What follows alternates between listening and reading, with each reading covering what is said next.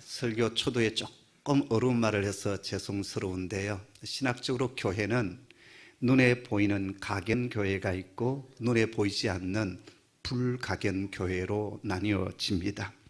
눈에 보이는 각연교회는 어떤 교회냐? 지금 우리가 보고 있는 이 지상의 모든 교회들이 바로 이 눈에 보이는 교회, 각연교회입니다. 눈에 보이지 않는 교회는 어떤 교회일까요? 바로 천국에 있는 교회입니다. 과거와 현재, 미래까지 포함하여서 예수 그리스도를 믿는 모든 성도들의 공동체, 그 공동체를 우리는 천국에서 만나게 될 것입니다. 그리고 그곳에서 보좌에 앉으신 하나님과 어린 양이신 예수 그리스도를 향하여서 경배하고 찬양을 드리는 교회, 바로 그것이 눈에 보이지 아니하는 불각연교회예요. 그래서 우리가 교회를 말할 때 이 각연교회와 불각연교회, 이 두 교회를 다 합쳐서 주님의 교회, 그렇게 부를 수가 있습니다. 자, 그런데요, 눈에 보이지 않는 이 천국의 교회, 저 하늘의 교회는 흠도 없고 점도 없고 완벽한 교회입니다. 저같이 허물 많고 허점이 많은 목사가 목양하는 교회가 아니에요. 우리의 참 목자이신 예수님께서 목자가 되시고 목양하시는, 그리고 통치하시는 교회가 바로 저 천국의 교회, 이 불각연 교회입니다. 그리고 어린 양의 피로 깨끗이 씻김을 받은 거룩한 성도들이 흰옷을 입고 찬양하며 예배하고 서로 사랑하는 그 충만한 공동체가 바로 하늘에 있는 이 불각연 교회입니다. 한마디로 완전한 교회, 온전한 교회입니다. 자, 그런데요, 눈에 보이는 이 지상의 교회는 어떠합니까? 수많은 문제와 흠결을 가지고 있는, 절대 완벽할 수도 완전할 수도 없는 교회의 모습을 띠고 있습니다. 왜 그럴까요? 이 지상의 교회를 이루고 있는 저와 여러분이 허물투성이고 문제가 많기 때문입니다. 이 손목사만 하더라도 억수로 허점이 많은 사람이고 부족함 투성입니다. 뿐만 아니라 이 공동체 안에 들어온 저와 여러분 모두가 상처와 아픔이 있는 사람들이에요. 그래서 그 상처와 아픔들이 순간순간 드러나기도 하고 서로 찌르기도 합니다. 그래서 이 지상의 교회는 우리가 봐도 그렇고 이 세상 사람들이 봐도 문제가 많은 교회입니다. 그런데 우리가 하나 알아야 될 것이 있습니다. 이렇게 문제 많은 교회를 주님께서 사랑하신다라는 것입니다. 얼마만큼 사랑하신 줄 아십니까? 당신의 피로 값주고 사랑하셨다라고 했습니다. 당신의 피로 값주고 사랑할 만큼 교회를 주님 사랑하고 계신다라는 거예요. 여러분, 자녀들을 사랑하지 않습니까? 그 자녀가 온전하고 완벽하기 때문에 여러분 자녀를 사랑하십니까? 내 자녀이기 때문에, 내 핏줄이기 때문에 흠결이 많고 상처가 많고 아픔이 있고 문제가 많이 드러난다 할지라도 끝까지 사랑합니다. 모든 세상 사람들이 손가락질하고 저놈은 죽일 놈이다 말한다 할지라도 부모만큼은 그 자녀를 품습니다. 이게 부모의 사랑이지요. 하나님께서는 오늘 이 허물 많은 교회들을 끝까지 사랑하십니다. 당신의 피로 몸으로 값주고 사신 교회이기 때문입니다. 저는 신학교 다닐 때 이 놀라운 사실을 깨닫게 되었어요. 저는 상당히 진보적인 사람이고 과격한 사람이고, 그래서 학교 다닐 때요, 그때 군사 독재 정권 시절이었기 때문에 체류탄 가스를 참 많이 마셨던 사람입니다. 신학생이었지만 짝돌을 들고 제가 가투를 나갔던 사람입니다. 근데 어느 순간 주님께서 교회를 사랑한다는 사실을 깨닫게 되올 때, 교회를 내가 사랑하자, 주님께서 사랑하시는데 내가 무언데 교회를 비판하고 난도질할 수 있을까? 교회를 사랑하는 마음이 제 속에 생겼습니다. 그래서 누군가가 교회를 욕하거나 비난하면 저는 화가 침입니다. 왜요?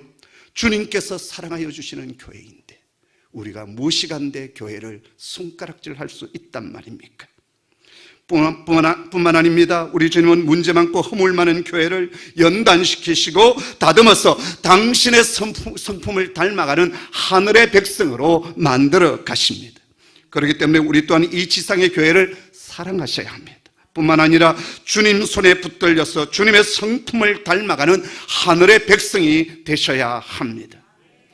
저는 청소년 시절 방황을 많이 했던 사람입니다. 그런데 제 인생 가운데 참 좋으신 하나님께서 찾아와 주시고 만나 주셨습니다. 그 은혜 너무나도 놀랍고 고마워서 주의 종이 되겠다고 서원을 했고, 그리고 신학생이 되었습니다. 신학교에서 공부를 할 때 주님은 제게 개척교회에 대한 열망을 주셨습니다. 어떤 친구들은 공부를 해서 앞으로 교수가 되겠다, 어떤 친구들은 또 선교사가 되겠다, 또 어떤 친구들은 경력을 잘 쌓아서 우리나라의 유수한 우리나라의 유수한 이름 있는 그런 교회의 담임 목사가 되겠다, 그런 얘기를 할 때 저는 뭔지 모르지만 늘 교회를 개척하겠다라는 얘기를 했습니다. 그리고 목사 안수를 받고 부교육자로 섬기면서도 저는 계속 개척교회에 대한 꿈을 꿨습니다. 그러면서 주님께서 원하시는 교회는 과연 어떤 교회일까? 여기저기 세미나가 있으면 제가 찾아다니면서 배울 때였습니다. 그때 지금 우리 교단 총회장을 역임하시고 연동교회를 은퇴하신 이승희 목사님께서 강의 중에 오셔서 제 강의를 해주셨어요. 이승희 목사님은 그 당시 교회 행정학을 공부하셨고 목사님들 가운데 드물게도 미래학을 전공하신 분이었어요. 그래서 목사님은 강의 가운데 앞으로 한국 사회가 또 세계 사회가 어떻게 변할 것이고 또 목회 환경은 이렇게 변할 것이다 라고 말씀하셨어요. 그러면서 내린 결론이 두 가지였습니다. 그렇기 때문에 앞으로 교회는 영성 목회를 해야 합니다.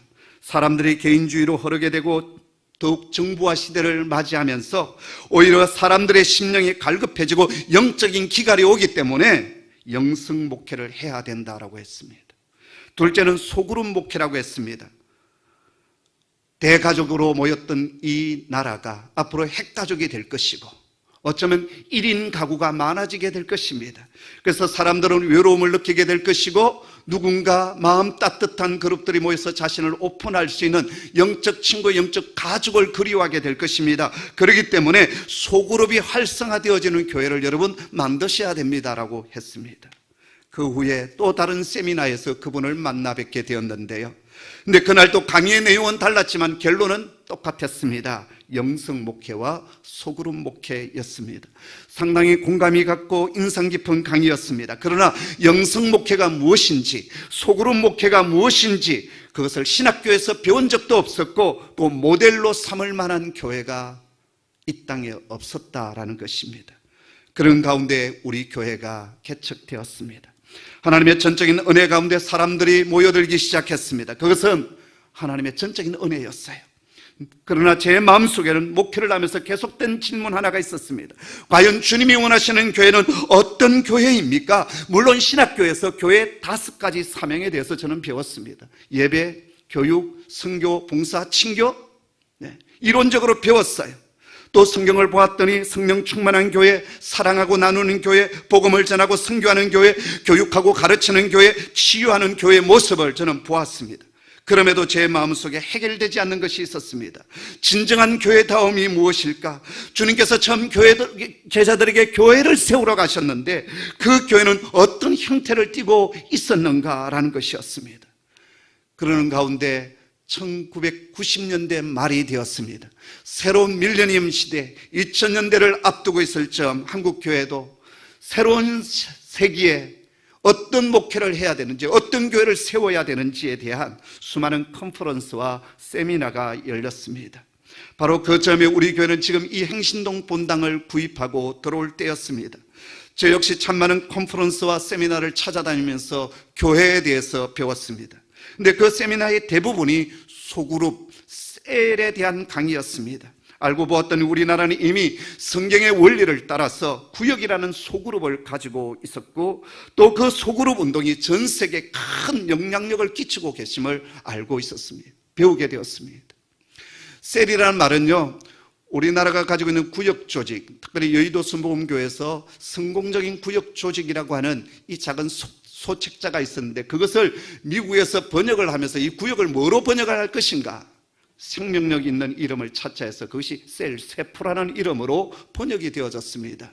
그런데 한국교회는 이 구역 조직이 활발하게 움직이다가 마치 김 빠진 탄산수처럼 텐션을 잃어버린 그런 고무줄처럼 긴장과 생명력을 잃어버리고 있을 때쯤 우리나라의 구역 조직의 영향을 받았던 전 세계 교회가 이 구역 조직을 본받아 소그룹 운동이 일어나고 신학화 작업이 되어서 다시 우리나라로 역수입되던 때였습니다.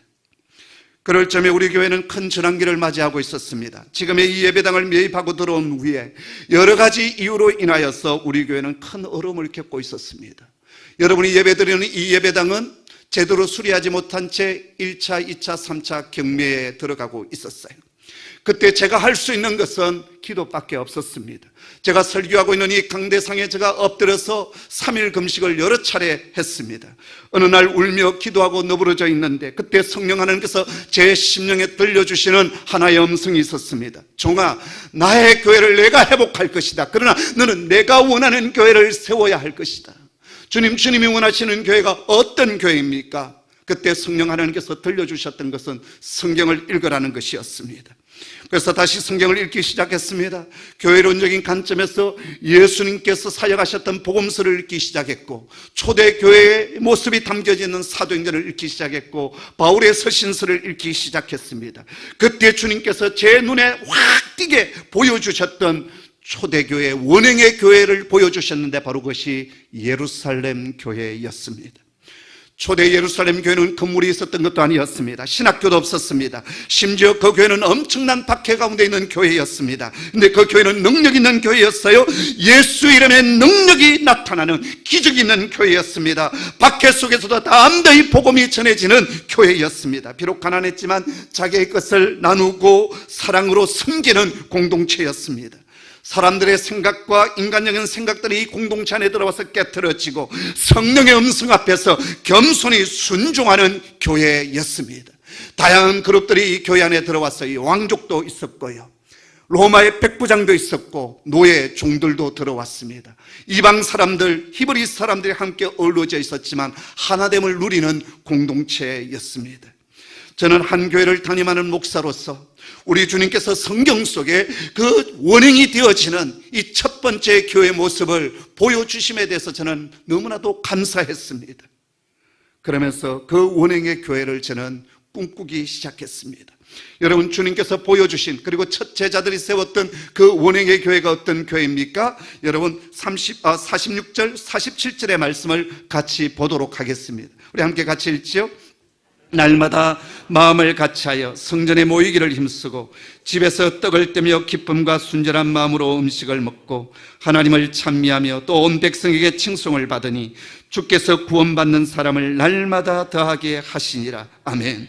오늘 여기 보면 처음 세웠던 예루살렘 교회는 두 가지 큰 모임이 있었음을 알 수가 있습니다. 하나는 성전에서 모이는 예배 모임이 있고 또 하나는 집에서 모이는 코이노니아 모임입니다.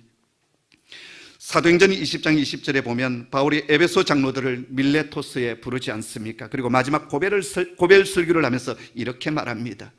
유익한 것은 무엇이든지 공중 앞에서나 각 집에서나 거리낌 없이 여러분에게 전하여 가르쳤다라고 말합니다. 여기 보면 공중 앞에서와 각 집이라고 했습니다. 공중 앞에서는 공중 예배를 말하고 집은 가정교회, 목장교회를 말합니다. 그러니까 초대교회는 두 가지 아주 중요한 모임이 있었습니다. 하나는 대그룹으로 모이는 공중예배가 있었고 또 하나는 가정에서 모이는 가정모임이 있었다라는 거예요. 그리고 이 가정모임에서 서로 떡을 떼며 교제가 있었습니다. 성만찬 모임이 이 목장 모임, 가정 모임에서 있었습니다. 뿐만 아니라 기쁨과 순전한 마음으로 음식을 먹고 하나님을 찬미했습니다. 성도의 코이노니아, 성도의 교제가 목장 모임 속에서 일어났고 하나님을 예배했습니다.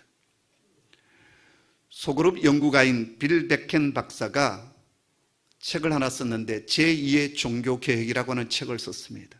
그 책의 핵심은 뭐냐면 제1의 종교개혁은 사제들 손에 들려있던 이 성경책을 평신도 성도들에게 다시 돌려주는 것이 제1의 종교개혁이라고 한다면 제2의 종교개혁은 사제들, 성직자들이 가지고 있는 사역을 성도들에게 다 나누어 주는 것이 제2의 종교개혁이다라고 했습니다. 그러면서 그가 어떤 얘기를 했냐면 교회 안에 이 대그룹으로 모이는 이 주일 예배는 하나님의 초월성을 경험하는 장소라고 한다면 소그룹, 가정에서 모이는 목장 모임은 하나님의 내재성을 경험하는 모임이다라고 했습니다.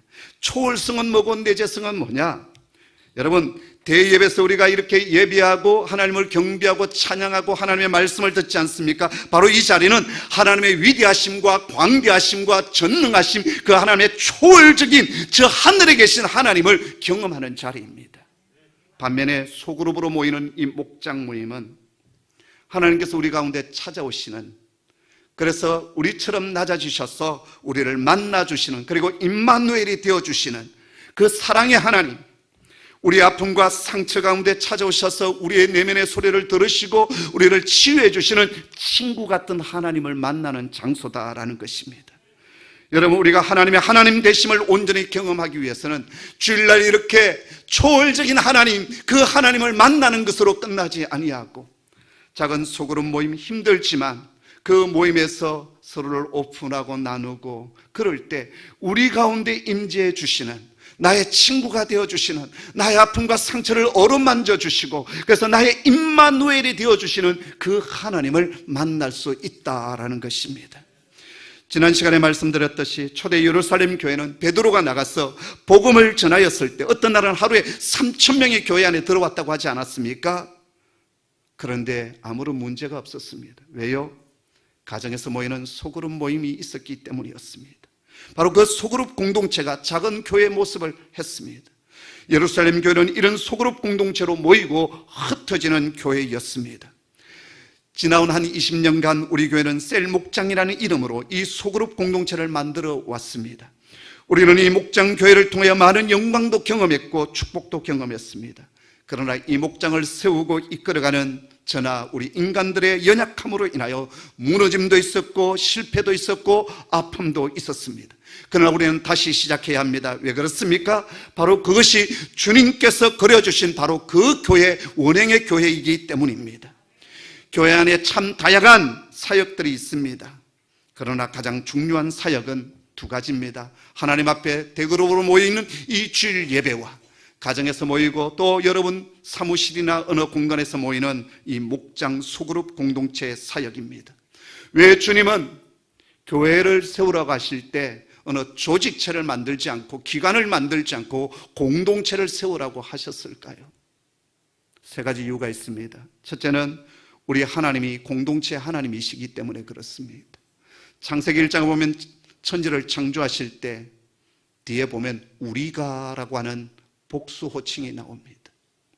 우리 하나님은 성부, 성자, 성령 하나님이신데 이 세 위격을 가지신 그분이 하나됨을 이루는 삼위일체 하나님, 공동체 하나님이시다라는 거예요. 그래서 우리는 각자 다른 성향을 가지고 있고 가치관이 다르고 있지만, 그러나 주 안에서 하나됨을 이루는 한 가족을 이루는 것, 바로 그것이 주님께서 원하시는 교회의 모습이다라는 거예요. 두 번째, 하나님은 두세 사람이 내 이름으로 모인 곳에 내가 너와 함께 하겠다 말씀하여 주셨습니다. 주님은 주님의 이름으로 모이는, 비록 그것이 두세 사람이 모인다 할지라도 그 자리에 임재해 주시고 만나 주시겠다 말씀하여 주십니다. 세 번째는요, 영적 가족을 통해서 우리는 성장하고 자라나기 때문입니다. 우리 인간은 절대 홀로 스스로 성장하거나 자라갈 수가 없습니다. 저희 가정에 손주가 태어나지 않았습니까? 딸 넷가 너무 바쁘기 때문에 어쩔 수 없이 그 아이를 양육하는 데 있어서 양가 가정의 할머니, 할아버지가 책임을 질 수밖에 없게 되었습니다. 그래서 주 5일 가운데 친할머니가 4일, 그리고 저희 아내와 제가 하루 책임을 지기로 했습니다. 그리고 저 같은 경우에는 5분 대기죠.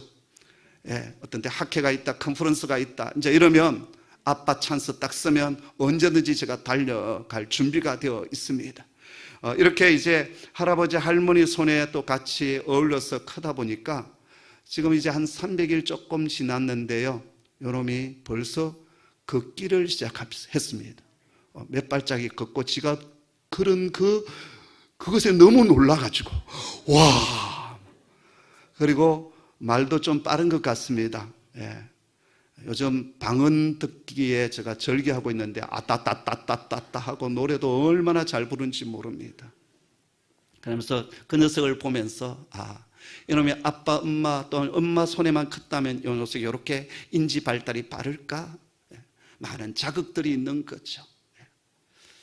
그 녀석과 함께 이렇게 지내다 보면 그놈은 뭔가 좀 하다가 할아버지 얼굴을 봅니다. 그리고 할아버지 반응을 봐요. 그래서 와, 너무 잘했다. 그럼 지도 박수를 막 칩니다. 그리고 또 하다가 또 쳐다봐요. 와, 잘했다. 그러면 또 막 지도 박수 치고 그럼 놀아요. 지난주에는 제가 저녁 시간에 잠시 좀 도와주러 갔는데요. 저도 피곤하잖아요. 그래서 그 녀석을 보다가 막 같이 박수치고 이러다가 제가 소파에 잠시 눈을 붙였는데 이놈이 하다가 할아버지가 안 보니까 제게 와가지고 눈을 깨서 빨리 반응을 보이라는 거예요. 반응을 보이라는 겁니다. 그리고 제가 안아주면요 저를 토닥토닥 합니다. 빨리 걸어가라 라는 거죠. 움직여라. 할아비 움직이시오. 톡톡톡. 그러면서 그 녀석이 빨리 성장하고 있는 것을 봅니다. 여러분, 인간은 더불어 성장해 가는 거예요. 철이 철을 날카롭게 하듯이 이 공동체를 통해서 우리는 다듬어지고 세워져 가는 겁니다. 여러분, 목장 모임을 소중히 여기십시오. 모든 성들이 목자가 되는 열망을 가지십시오. 그래서 이곳에서 내 자신의 영적 발돋움이 어디까지 왔는지, 성장이 어디까지 왔는지, 혼자 있을 때는 자기 성격이 얼마나 좋은지 몰라요. 그냥 같이 있어 보십시오. 온갖 그 성품의 연약한 부분이 다 드러나잖아요. 뽀롱되잖아요. 그러면서 우리 자신을 발견하고 성장해 가는 거예요. 그래서 하나님의 백성, 주님의 성품을 닮은 하나님의 백성으로 성장해 가는 것입니다. 자, 그렇다면 목장 안에서 경험되어야 될 것이 무엇이겠습니까? 세 가지입니다. 첫째, 하나님의 진리, 말씀이 경험되어야 합니다. 오늘 말씀에 보면 42절에 사도들의 가르침이 있었다라고 했습니다. 사도들의 가르침은 다른 것이 아니라 주님의 가르침을 사도들이 그대로 전달하고 가르쳤다라는 것입니다. 우리의 목장 모임 속에 세상의 가치관과 세상의 가르침이 들어와서는 아니 됩니다. 하나님의 말씀이 그 자리에 들어와야 되고 하나님의 말씀이 나뉘어져야 합니다. 설교 말씀, 교인의 말씀, 또 성경의 말씀들이 그 목장 모임 속에 중심이 되셔야 합니다. 세상 얘기 쭉 하다가 흩어지는 것은 목장 모임이 아니에요. 하나님의 말씀이 그 자리에 살아있는 그런 목장이 되셔야 합니다. 두 번째는 하나님의 사랑이 경험되어야 합니다. 초대교회는 서로 모여서 떡을 떼며 교제했습니다. 지체가 힘들고 어려울 때 힘을 다하여 도왔습니다. 자, 여러분, 주일 예배로 모이는 이 공동체 전체가 서로 다 사랑할 수 있겠습니까? 사회학자들이요 연구를 했는데 한 사람이 그 시즌에 친밀하게 교제할 수 있는 에너지, 시간을 들일 수 있는 사람은 딱 70명 정도래요. 여러분 생각해 보십시오. 5년 전에 친밀했던 사람이 지금도 여전히 친밀합니까? 가끔 1년에 한 차례 정도 연락은 주고받지만 그러지 못하는 경우가 많습니다. 왜 그럴까요? 나에게 새로운 친밀한 관계를 맺는 사람들이 생겼기 때문이에요. 아무리 죄송합니다 오지랖이 넓은 사람이라 할지라도 친밀하게 삶을 나누고 친하게 지낼 수 있는 에너지가 들어갈 수 있는 사람은 한 80명까지 그 정도밖에 되지 않는다라는 거예요. 자, 그렇다면 우리 모든 공동체가 어떻게 다 사랑할 수 있겠습니까? 그래서 초대교회가 보여주신 교회 모습은 뭐였죠? 바로 소그룹 공동체, 바로 그 자리가 떡을 떼고 교제하고 사랑하는 자리였다라는 것입니다. 여러분, 목장 안에 기가 막힌 문제를 안고 있는 지체가 있습니다. 그때 어떻게 해야 됩니까? 모든 목장의 식구들이 함께 달려들어서 그 짐을 나누어 가지고 함께 중보하고 기도하고 사랑을 쏟는 겁니다. 그 자리에서 하나님의 사랑은 이런 것이구나 경험되어지는 거예요. 세 번째는 하나님의 능력이 경험되어야 합니다. 목장 모임 속에 고난받는 지체, 육신의 질고 속에 있는 지체를 위하여 우리는 중보 기도하며 예수 이름으로 명령하게 될 때 그 자리에 하나님 임재해 주시고 기적이 일어나는 겁니다. 귀신이 떠나가고 병자들이 일어나는 치유 역사가 일어나게 되는 겁니다. 이 세 가지가 목장 속에 경험되어져야 됩니다. 자, 그리할 때 어떤 일들이 일어나게 될까요? 47절 말씀 같이 읽겠습니다. 함께 읽죠. 시작. 하나님을 찬미하며 또 온 백성에게 칭송을 받으니 주께서 구원받는 사람을 날마다 더하게 하시니라. 아멘. 하나님을 찬미했고요, 그리고 백성들에게 칭송을 받았어요. 교회 안에 있는 사람들만 칭송을 받은 것이 아니라 교회 바깥에 있는 사람들이 교회를 향하여 칭송을 했습니다. 오늘 한국교회는 세상 사람들로부터 손가락질을 받고 있습니다. 아니 됩니다. 다시 교회의 원행을 찾아야 돼요. 하나님의 말씀, 하나님의 사랑, 하나님의 능력을 경험하는 공동체가 되어질 때 세상 사람들이 칭송하는 교회가 될 것입니다. 그 뒤에 구원받는 사람이 날마다 더하여지는 역사가 일어나게 될 것입니다. 미국 남부 한 시골 마을에서 아이 하나를 잃어버렸습니다. 그래서 온 마을 사람들이 그 아이를 찾기 위하여 발벗고 나섰어요. 근데 도저히 그 아이를 찾을 길이 없었습니다. 왜냐하면 그것은 넓은 평야에 끝이 보이지 않는 옥수수밭이 계속되었기 때문이었습니다. 3일째 되는 날 누군가가 제안을 했습니다. 우리가 이렇게 산발적으로 아이를 찾을 것이 아니라 우리 모두 손을 잡읍시다. 그래서 온 동네 사람들 모두가 손을 잡았습니다. 그리고 동구밭에서부터 일렬로 서서 그 옥수수밭을 훑어가기 시작했습니다. 그러기를 반나절이 지났을 때 싸늘하게 죽어있는 아이를 발견하게 되었습니다. 그때 누군가가 한마디 했습니다. 우리가 하루만 더 일찍 손을 잡았더라면. 그렇습니다. 함께 손을 잡고 가는 곳에 우리는 생명의 역사가 일어날 수 있습니다. 삼겹줄은 쉽게 끊어지지 않습니다. 그러나 홀로 있으면 쉽게 끊어지고 무너집니다. 내가 힘들 때 나를 지탱해 줄 가족이 있어야 합니다. 이스라엘 백성들이 출애굽하여 광야길을 행진할 때 광야의 도적대들이 주로 누구를 공격한 줄 아십니까? 선두의 선자를 공격하지 않았습니다. 중심에 서서 함께 걸어가는 행진하는 백성들을 공격하지 않았습니다. 뒤처져 홀로 걸어가던 백성들을 공격했습니다. 여러분, 나홀로 신앙은 매우 위험합니다. 사단의 밥이 될 수 있습니다. 이때가 가지 않습니까? 사단은 우는 사자처럼 산길자를 찾고 있습니다. 다시 영적 가족을 찾고 모이게 힘쓰는 공동체가 되도록 하십시다. 이 가을에 제가 이제 우리 남성들을 다시 세우기 위하여 리더들을 콜링하게 될 것입니다. 이때 열망 있는 사람들 함께 모여주시기를 바랍니다. 다시 기도하고 다시 성경을 공부하고 책을 읽고 주님께서 주신 그 교회에 대한 꿈을 꾸고 그러면서 새 일들을 다시 보수하고 수축해가는 하나님의 사람 되기를 주님의 이름으로 축복합니다. 기도하겠습니다. 아버지 하나님, 척박한 이 땅에 저희 교회를 세워주시고 여기까지 인도해 주셨음을 감사합니다. 부족하지만 끊임없이 주님이 세우시기를 원하는 그 교회 되기 위하여 발부둥치며 여기까지 왔습니다. 우리 인간의 허물과 잘못으로 인하여 무너진 것도 있고 실패한 것도 많습니다. 그러나 저희들 다시 도전하며 다시 세우기를 원합니다. 주님, 우리에게 열망을 주시옵소서. 주님의 나라에 대한 열망을 주시고 주님께 세우시기를 원하는 그 원형의 교회에 대한 열망을 우리 가운데 부어 주옵소서. 무엇보다 우리 남성들을 다시 이렇게 세워주시고 바쁜 사업, 직장 일들 분주하지만 주님, 내 영혼이 고갈되지 아니하도록 내 영혼이 살아날 수 있도록 주님 다시 이 일에 헌신하는 저희들 되게 하여 주옵소서. 예수님의 이름으로 기도하옵나이다. 아멘.